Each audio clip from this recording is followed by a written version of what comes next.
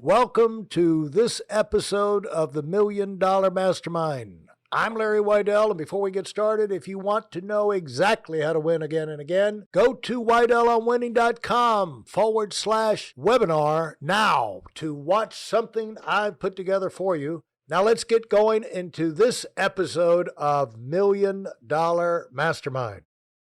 I'm here with Dean Francis, and we're going to talk about, we've talked about a lot of things, but we can talk about team building right now, getting them on board, keeping them on track, and, taking them through that discipline stage.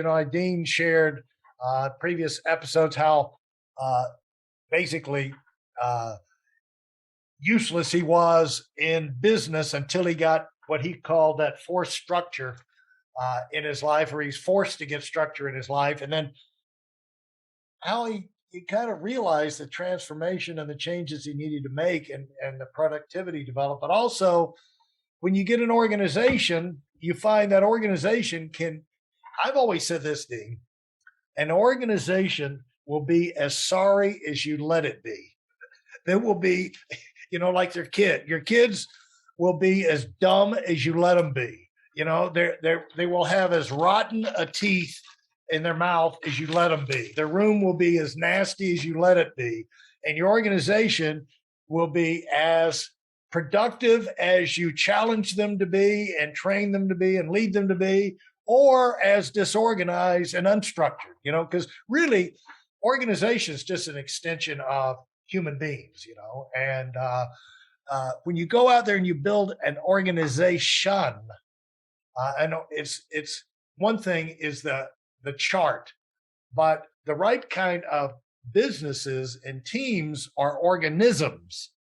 They reproduce, they live, they it's not just an organization chart. They adapt, they move forward, they improve, they help live a life, they accomplish things. And so taking and making a business alive, growing, a being is a different thing. It requires a different kind of leader than someone who just follow the rule book and install the structure thing and enforce the manual and just try and look for the rule book to answer every situation. You're never going to get big like that, are you? No, you're not, and I think it does start with a decision. I remember many years ago, I had started having some significant success in the investment industry, gaining a lot of clients, and we were doing these seminars. And I actually had a chance. Someone was interested in having me come to work at a different situation. I would be very independent, and I'd be working in this CPA firm, and anyway, they had all these wealthy clients, and it was very tempting. They were making me feel really good. But I remember distinctly thinking a quote from John Maxwell. He said, in life, you can go to the top one of two ways. You can go by yourself, or you can take a lot of people with you. And I never forgot that. And I thought, this particular situation, I'm like, it was great. It was nice. But you know what? I want to go to the top. I want to take a lot of people with me. And so I think it was just another galvanizing decision that I want to build an organization. And then, I think some of those keys for me were moments that I would sit there and dream and think, maybe it's some quiet moments to think about what's possible for this team and where I believed it. I think as a leader, you've got to be able to cast vision if you want to build a team, and especially one that's, like you said, an organism. It's alive, it's energetic, it's moving, and you can't fake that.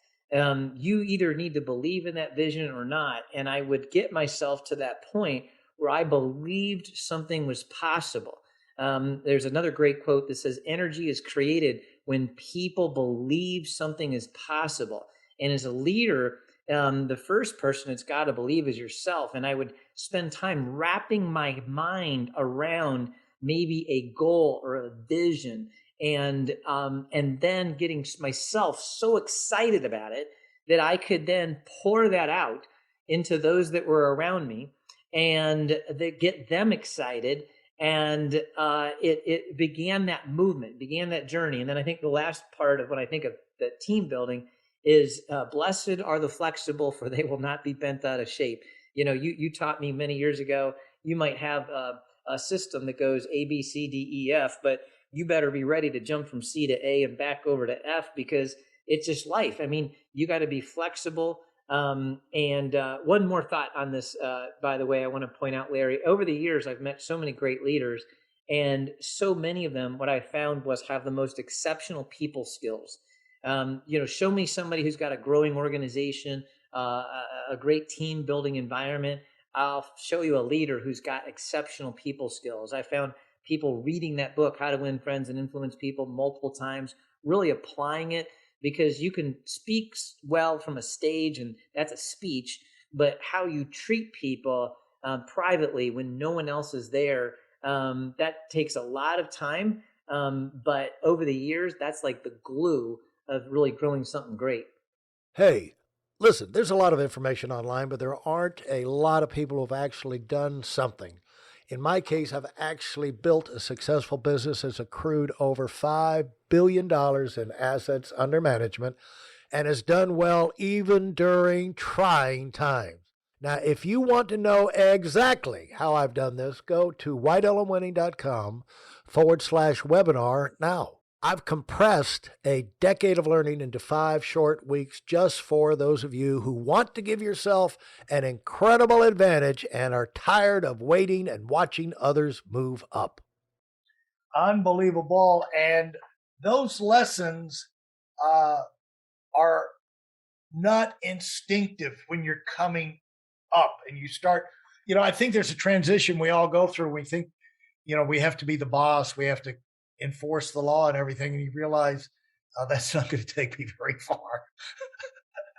I've got to deal with these people individually. Yes, exactly. Um, each phone call, each conversation, each text, those moments where people are down, they're depressed or they're angry. How we treat them in those moments are just long term critical. Absolutely. And being able to treat people when they're at their worst. One of the things, Dean, about developing an organization is like the development you and I have gone through. There have been times of feast and famine, and there have been times when, everything's gone down the toilet. And the last thing we need is somebody piling on. That's when you need the encourager. You need somebody who sees your long term potential and will give you encouragement, but also the room to, maybe throw a couple of ideas at you, but give you the room to work yourself out of it. And you've gone through that yourself individually, and you've done it with your team. And really, nothing is more rewarding. But talk about dealing with people when they're down and bringing them, keeping them. You can't run them off. There's no advantage when you run the suckers off. You know. Yeah, it's true. I think I've tried to look at it as an opportunity to really grow closer to that person, knowing that if we can get through whatever it is that's so difficult in that moment, that our relationship's going to be great. They're going to be better off. They need me. I need them. Um, and sometimes it's those moments where that person's really unhappy, but they may be very unhappy with me, and just taking that time to listen and to really understand how they feel, not being defensive, and just kind of, I would always think about what it's gonna, how will things look down the road after we get through this. Once we get through this, what will that mean to this relationship, to that person's life? And those moments are tough. They can be a little exhausting, but it is true. Later, it's very satisfying. Fantastic. Well said, Dean. The way you answer all the questions in the conversation really reveals how much you've thought about this and how you have worked through these issues, importantly, in your mind. Because, like I tell people, you can't uh, escape the work. Uh, You can't really find shortcuts, but you can sure stack there are straight lines, and you can at least choose the right direction, but you can only do that if you thought it through. And when you do that, with each step forward, you stack. And again, success is never guaranteed, but you can stack the odds of success in your favor. And that's what you've been doing on this project. You've done time and time again with your kids, with your family, with your community. And I just want to congratulate you on the impact you're making in business and your family and the community. And it's just fun for me to talk with you and see the impact and all of the stories and great fun that comes out of it. So congratulations, Dean.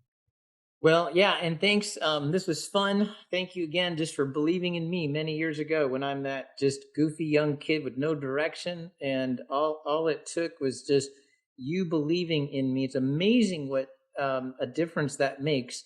And it is now an honor to turn around and do that for others. Absolutely. Absolutely. Comes full circle, doesn't it? It does. And you've learned your lessons well, I'll tell you that. You're taking them to a whole nother dimension. And it's going to be fun to continue to stay in touch and get updates as you move forward on this thing, because there's no limit to how much we need to learn if we want to keep on growing. So I know you're going to be right at the front of that line, and I can't wait to talk to you about it. So Yeah, likewise. Say hello to Sarah and the kids for me, and let's talk soon. Okay, great. Thank you, Larry. Thank you, Dean. If you enjoyed what you've heard and are dead serious about finding out for yourself exactly how this works in the real world, I've taken the most valuable business lessons I've learned over 40 years and put them into something for you to watch. Go to whiteelementwinning.com/webinar now in order to move up as fast as possible. I'm Larry Weidel, and I run the $1 Million Mastermind. Go, go, go.